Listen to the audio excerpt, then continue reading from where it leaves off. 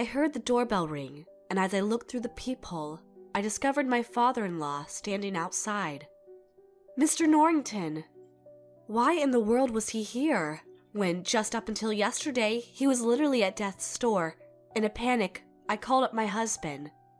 Stephen, where are you right now? I'm in my dad's hospital room. Don't freaking call me right now. I finally found out that my husband had been lying to me this whole time. Lying to me using his own family as a means. That is totally unforgivable. My name is Katie, and I'm 32 years old. I married my husband, Stephen, an eccentric businessman, in an arranged marriage, and we now have a son that just recently had his first birthday. Our house is a nice little building with a front and backyard, and it was built more than 20 years ago.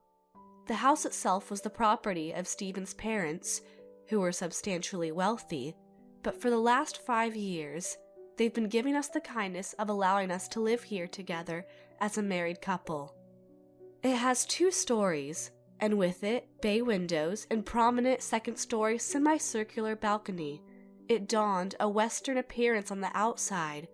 It was the kind of house that caught the eye of passerbys pretty often. However, you could argue the house had way too many rooms, and most of them had large, stately doors. There were lots of unnecessary steps too, and as my in-laws got older, the house became increasingly difficult to live in. That's why they moved out into a large apartment with lots of facilities designed for retired people to live easier. Our old house had a lot of stairs and steps, and the yards are both pretty spacious and hard to manage for old folks like us. That house was maybe right for us in the past, but not anymore, unfortunately. Ever since we moved to the apartment we live in now, moving around the place in general has become a lot easier. Not to mention the cleaning and the vacuuming and stuff like that. The pain in my lower back's been getting better these days too, but we just couldn't go through with getting our old house destroyed. We lived there for close to 20 years after all. Taking care of it will be a bit of a hassle. Oh, but it would mean a good deal to us if you accepted our offer of you two living there. It is a beautiful house. To think of living here makes me so excited. We'll gladly live here. Thank you so much. I'm gonna be away from the house most of the time because of work, but if you want to move in, I'm all for it. That house is one that's packed with in-laws' memories of fond, olden days, and that's why I live there and try my best to take care of it. It may be old and spacious, but I never fail to clean and polish it as best as I can. I also planted various seasonal flowers and herbs in the garden to keep its liveliness, and made sure it was a great joy to behold it as I cooked in the kitchen. Having tea time in the garden with my in-laws when they occasionally came to visit had become a bit of a thing to look forward to for me. My, I must say the tea you prepare for us is absolutely incredible, dear. The garden looks stunning too. How are you managing to keep the house in such good shape? Oh, stop, you're too kind. The garden had always been splendid, and cleaning is actually one of my hobbies. It's a house that gives me the chance to do what I love doing every day. To tell you the truth, I actually lost both of my parents at a young age, and I've been mostly alone for most of my life. Stephen's parents were my legitimate in-laws, but they were the closest thing to real parents that I ever had. Ever since I started getting to know their son while I was still working full-time 7 or 8 years ago, they were concerned about how I was, and did all kinds of acts of kindness for me. Then, eventually began to think I was the right woman for Stephen, and made arrangements for us to get married. As the son of the president of a large enterprise, Stephen was heir to the position once his father retired, and made me think he was a gem unattainable for someone like me, which is why that I stubbornly didn't really want to talk about marrying him at first. But then, Stephen himself told me he was having this relationship with me under the assumption we were going to get married in the end. Dad had been telling me you were a very respectable person, and that got me intrigued. I kept on wondering, who is this woman that's impressing my dad so much? If you're okay with it, I'd like for us to be together, please. Only if you're all right with it being with me. Stephen never exploited his social authority in the relationship, meaning he was very fair and willing to compromise, and otherwise he was sweet, caring, kind, everything I'd hoped to find in a man. We got married later on, amidst enthusiastic congratulations from so many kind people. Afterwards, he got increasingly busy as he started taking over some of Mr. Norrington's smaller enterprises, and he often came home pretty late at night. Marriage caused me to leave my job and switch to a housewife, and I dedicated myself to making good food for Stephen and support our life together in whatever way I could. I'm so blessed to call you my wife, Katie. There's no way I couldn't have come to where I am now without your help, and I don't know I could have if I wound up with someone else. Aw, you're so sweet, darling, and thank you very much for always trying your best for yourself and for us. Now, how about a nice cup of coffee? Blushing a bit, are we? I just knew you were pulling my leg, Stephen Norrington. Maybe just a bit, but I'm mostly dead serious. Stephen is what you would call a worker bee, always working as hard as he could, and was often concerned with how the company was doing, even on his days off. But he was also the kind of person who never failed to show immense appreciation for everyone around him who helped him even a tiny bit. In due time, I found out I was pregnant. I was worried the morning sickness would make me unable to do the housework as well as I could, but fortunately, it was pretty mild, so I was able to clean and cook without forcing myself very much at all. I assured Stephen and the Norringtons I was fine and did everything I usually did, including the laundry and the garden work too. I was as sprightly as a child treated with some sugar. Our baby turned out to be a boy. We named him Caleb. After he was born, Mrs. Norrington, my mother-in-law, stopped by a little more frequently and helped me out with raising Caleb. It was a very kind gesture indeed, considering the fact she lived a good 20 to 30 minutes away driving. I didn't have a home to look up to for help, so I was very grateful for my in-laws' kindness. I sometimes got pretty stressed, it being my first time raising my child, but I always did my best to never cause Stephen any trouble. The most concerning thing was the fact that Caleb's crying all night was a real doozy, and that could cause Stephen insomnia. There were nights where I brought Caleb away from the bedroom, down into the kitchen, and pulled an all-nighter doing what I could to calm him down.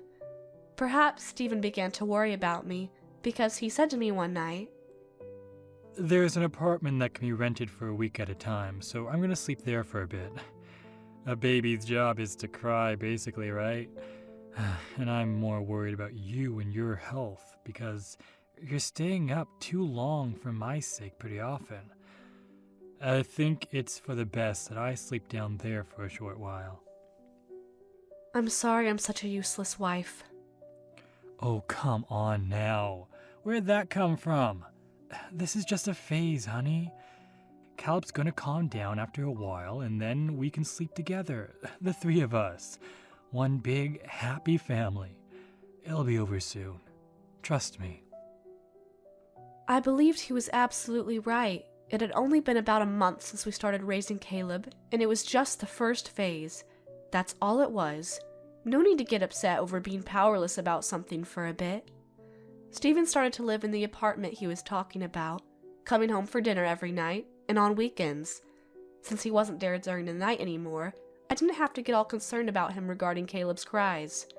Strangely enough, though, Caleb's night cries died away unusually quickly, and raising a child had suddenly become a lot easier. One weekend, Stephen came back home. Compared to a few weeks prior, instances of him donning an exhausted look on his face were more frequent. In an attempt to get his energy back, and as a thank you for always breaking his back for the sake of his family, I always made him food he loved for dinner every night. Caleb's been growing fast, and every time his daddy came home, he would be in the most adorable mood known to mankind. He must know who his daddy is, even if he's not there. Whenever Stephen was spending time with his son, his exhausted expressions faded away too, and he looked so happy it made my eyes sting.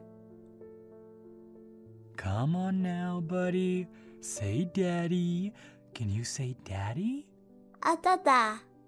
Oh, did you hear that, honey? A dada. Oh, this kid's got some brains. Okay, now, buddy, can you say, I love daddy? I love daddy? Dada. As a wife and a mother, it was the most beautiful sight I'd ever seen. A father and his newborn son talking to each other and smiling. But I started to notice something wasn't quite right with him. A good example was that he didn't seem to be paying attention whenever I was speaking to him. I didn't know how I noticed this, but it was like he was looking at me but not seeing me, so to speak.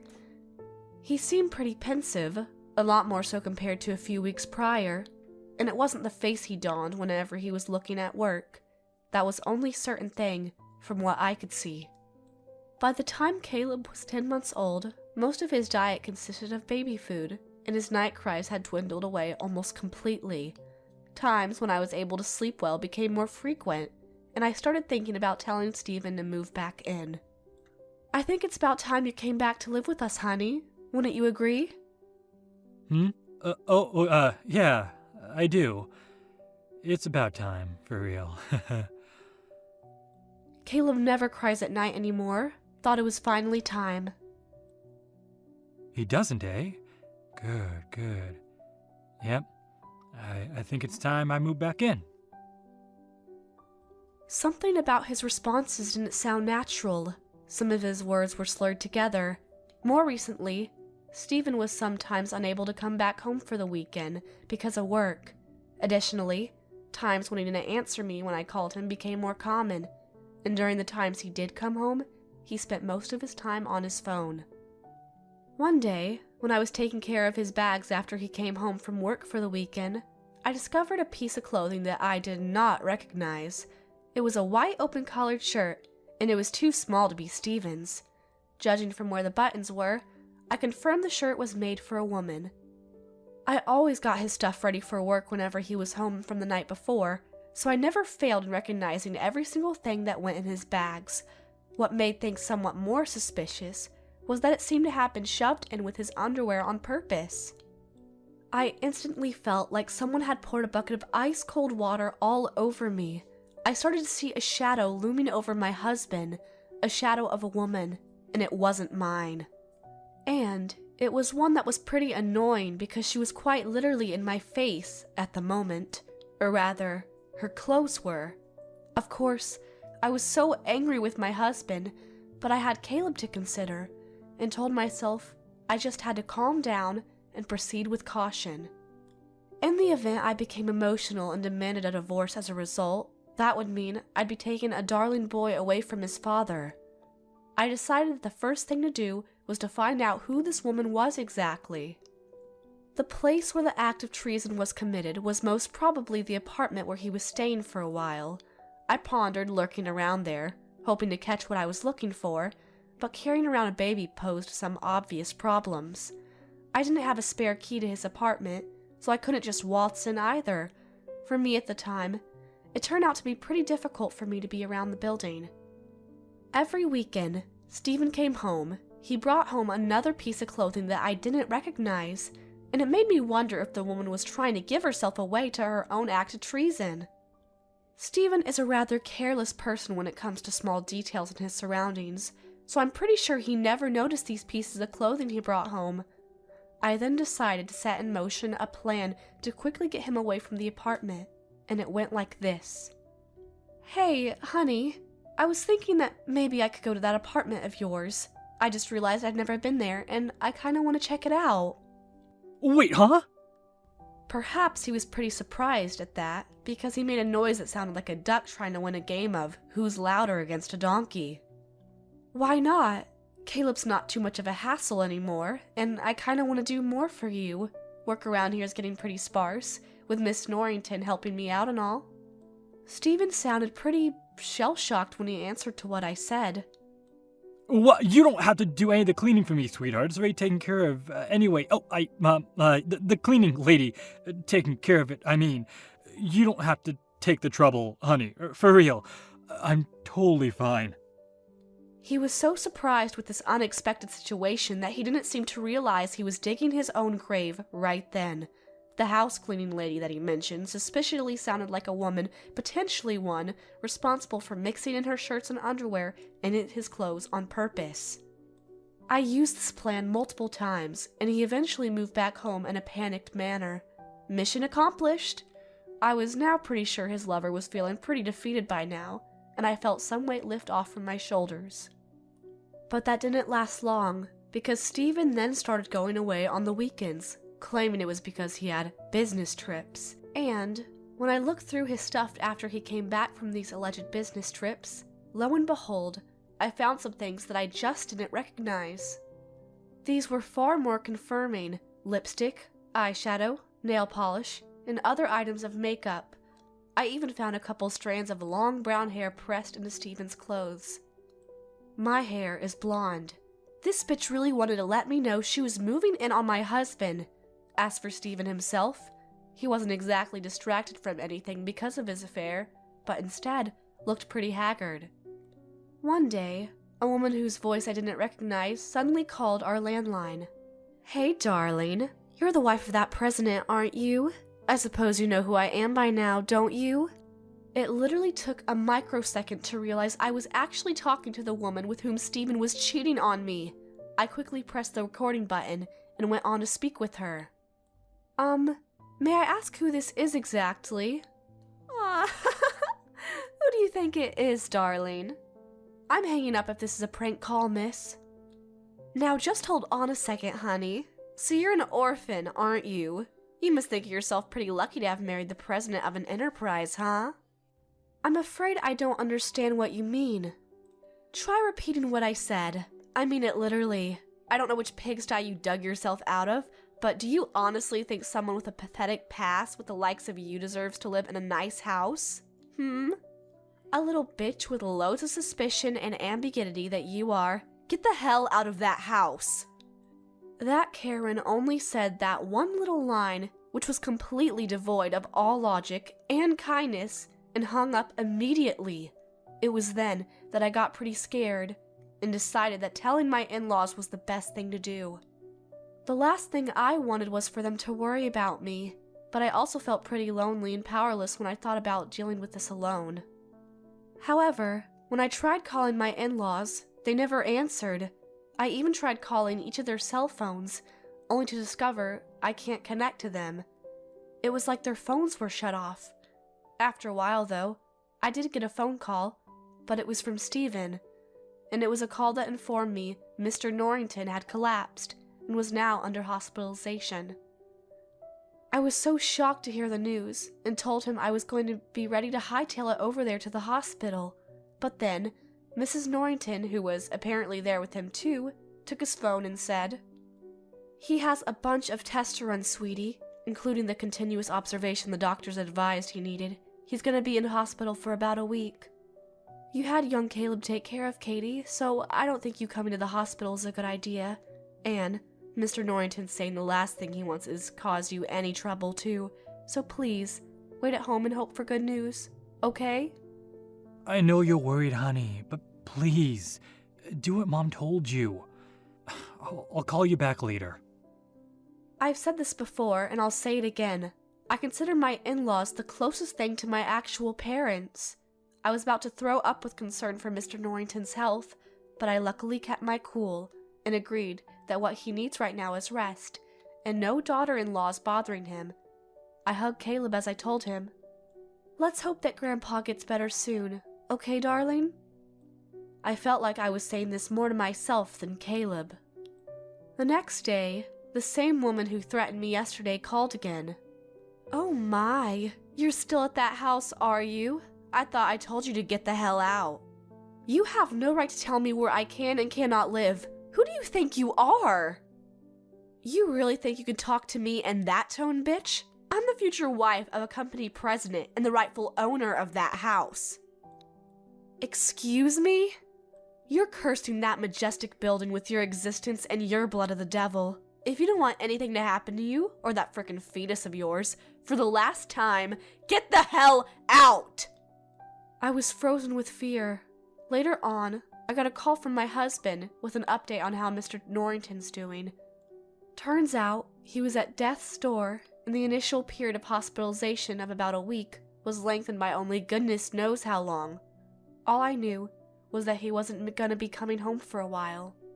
Listen to me, honey. You're not to call me until this whole thing settles down, all right? When I get the news that Dad's healthy enough to leave the hospital, I'll let you know. Promise me, please. The situation seemed desperate because Stephen's voice cracked multiple times. I had so much negativity dogpiling my mind right now. I was so concerned about Mr. Norrington, and there was Stephen's bitch that just scared me half to death.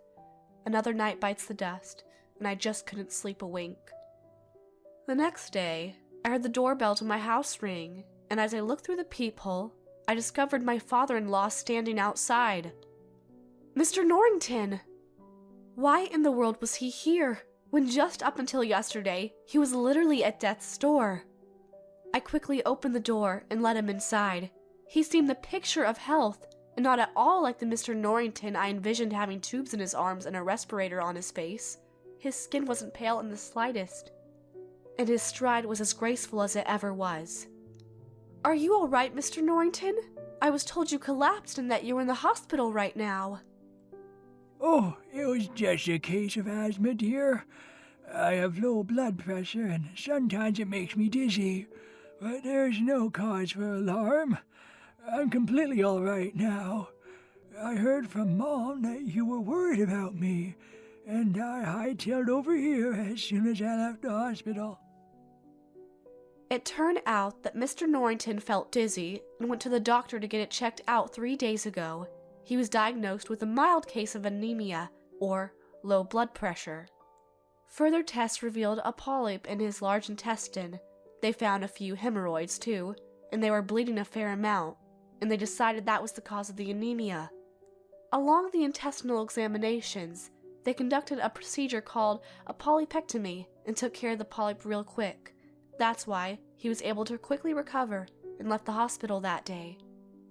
Oh my, so you had some intestinal trouble and some hemorrhoids too. I'm so glad you're okay, Mr. Norrington. Oh, hush, dear. I'll be honest, though. Talking about problems with my ass makes me feel a wee strange. I'm sorry to have worried you, my dear. As the relief settled in, I suddenly remembered my husband. And what's going on with Stephen, sir? I heard he was with you the whole time you were in the hospital. Huh? No, he didn't. That boy just signed a couple of documents authorizing the medical test and just left quickly afterwards. He never paid me a visit even once. Hang on. Is something the matter, Katie? You suddenly look so pale. I felt the blood run to my face. In a panic, I called up my husband. So, Stephen, where are you right now? I'm in my dad's hospital room. Don't freaking call me right now. He hung up immediately. I finally found out that my husband had been lying to me this whole time. The reason why he was lying to me was blatantly obvious. He was trying to hide his affair. Mr. Norrington, curious about what had just happened between us, kindly showed me his concern about the situation, sat me down, and urged me to tell him everything. And I told him everything indeed. I told him his own son was having an affair. I told him about the very scary phone calls I got the last 2 days from the woman whom he's cheating with. I played the recordings back at him, and it revealed everything he needed to know. He let out a furious grunt, and his fists were clenched so tight his knuckles turned white. Miss Katie, I don't want to believe it, but I'm afraid I recognize that woman's voice. Really? Who is it? She was a female employee working the lowest position in the secretary department of my company headquarters when I was still in office as president. I personally talked to her a few times, and she was a sweet girl. To think she was actually this sort of character. Why would Stephen want to have an affair with an abominable bitch like her? This is unacceptable. I'm never going to forgive her blasphemy. You, Katie, blood of the devil? Your parents are undoubtedly the most amazing, courageous people, my dear, and I would love to meet them. Any language that means to dishonor you and your family will never be tolerated. It was sweet of him to get angry for my sake, but I wondered why he was especially angry at how the woman insulted my deceased parents. I thought he would be furious when he found out his own son was having an affair. Mr. Norrington, could it be that you know my parents? Or do you actually not know the truth? Fast forward 3 days. Stephen came back from his trip abroad with his new sweetheart, only to find the house locked up and deserted. A sign that read, "For sale," hung on the front gate. You might be wondering by now, what the heck is going on? Good question. I actually moved out of the house, taking Caleb with me, and currently residing in another nice house. The building had top-notch security systems, and I was feeling safe for the first time in a while. All of Stephen's belongings were given to the moving company to hold on to until he came back. His voice sounded extremely panicked when he called me. What's going on here? You better explain things clearly so I can understand what the meaning of this is. Why don't you ask yourself why this frickin' happened, Stephen? Oh, wait. Hang on. Don't tell me you know everything. It's Allegra from the security department, isn't it? Mr. Norrington told me everything. Wait, what? Dad knows about this too? Wasn't he supposed to be hospitalized for a week at least? I'm not talking to you ever again, and I'm sure as hell not gonna answer your stupid questions. You want answers? You could talk to your parents, who are beside themselves with anger and disappointment right now, by the way. I didn't give him a chance to respond and hung up immediately. It's only natural my husband was so surprised to discover the truth as soon as he returned home, because the house really was sold to someone else. Mr. Norrington was the one who suggested the idea. The things that Allegra had said to me over the phone were so threatening and made us all fear the worst so much that I just had to be evacuated. Her unnatural desire to live in the house was also very eerie and unsettling. I wasn't completely convinced she would inflict harm upon me and Caleb, but Mr. Norrington genuinely believed she would. He sternly urged me to move out of the house as early as possible. This idea was so unexpected, it left me speechless, and my mouth was open like a codfish for a solid minute or two. I admit it's a beautiful house that transcends time in the best of ways. But what's even more important is you and young Caleb. Nothing is more precious than family, and I would volunteer to go homeless if it meant protecting mine. My wife will understand. We will be doing this to protect you after all. Mrs. Norrington was equally shell-shocked when she heard everything from her husband.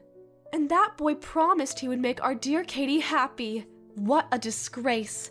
Of course, living in that house would spell nothing but danger. I agree. I think we should get rid of it as quick as we can. It's a small price to pay when it comes to the safety of Katie and darling Caleb. Why are you being so good to me? I'm only the mere wife of your son, you know. I don't understand what I did to deserve this much kindness. I think it's time you know, Katie. A long time ago, before you were born, we were going through some pretty tough times, and your parents helped us so much. They were the sole reason my company didn't go bankrupt. It may be doing pretty well nowadays, but even it went through rough patches in the past, and my business skills were never very good. It was bad enough that we contemplated if we ended all as a family, our Stephen included. It's not something I like to bring up. Mr. Norrington's confession shocked me. Your father, Katie, offered us his support, even though he was also going through some hardships himself.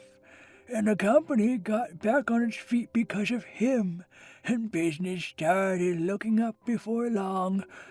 We wanted to offer our paycheck and our deepest gratitudes, and we set out to find your family. My parents passed away successively when I was in middle school. They were both diagnosed with an illness. Mr. Norrington, You mustn't fret about something that happened so long ago." "I'm afraid we must, dear. We heard that because they offered us their support. Their lives became even harder when it was up until then. We found out they'd passed after some time searching, but we also found out their daughter was being cared for in a nursing home. We found you soon afterwards. But we were completely convinced you'd hate us because we were pretty much the sole reason why our parents couldn't make it through." "I assure you, Mrs. Norrington, I don't feel anything close to that whatsoever. Even when life was hard as a family, my parents offered me everything they could, and I have nothing but fond memories of them. I managed to receive a decent amount of scholarship money from the nursing home, and I was able to go to school without any trouble even after they passed." I realized something right as I finished saying that sentence, but when I was in middle school, I was offered a scholarship from an economic organization that didn't need to be paid back. The money allowed me to pursue my interests beyond middle school, and I went on to high school and to college too. Don't tell me! The people who provided the money were standing right in front of me. So, it was you two, my anonymous guardian angels. They were you. During this time of family crisis, with an impending divorce with my husband, I finally discovered how much my in-laws loved me, an orphan schoolgirl, and supported me exactly like how my own parents would have done. Later on, Stephen suffered the consequences of using his own family, probably the most important thing he had as a person, as a means to conceal the truth of his love affair. His parents lectured him severely, and he could do nothing to redeem himself. How he wound up having an affair was fairly simple. When he moved into that apartment when Caleb was being a big problem at night, he obviously had some difficulties taking care of his place. Allegra, from the secretary department, volunteered to help him out, and, over time, her feelings for him started to grow more passionate. Being the kind-hearted guy that he is, Stephen thanked her for her help and asked what she wanted as a repayment. She jumped at the opportunity, and he had the audacity to confess his feelings for him, and they slept together, promising each other it was just a one-time thing. I guess every personality trait, no matter how positive it might be, must always have an instance where it becomes a curse. Stephen regretted the act hugely and asked for her to break up with him on numerous occasions, and every single time, Allegra told him that she just wanted to see him one more time, and even after that, whenever the topic of conversation turned to subject of breaking up, she would hint at suicide, and also at harming his wife and his son.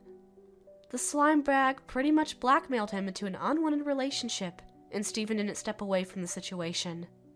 Mr. Norrington would have none of his son's excuses, and told him sternly that he has to clean up whatever mess he created. Allegra found out about the house she longed for didn't belong to Stephen anymore, and she apparently ran away from the relationship. Mr. Norrington, being the founder of the company which Stephen is now its president, pulled some strings and managed to get Allegra transferred to a remote area for work.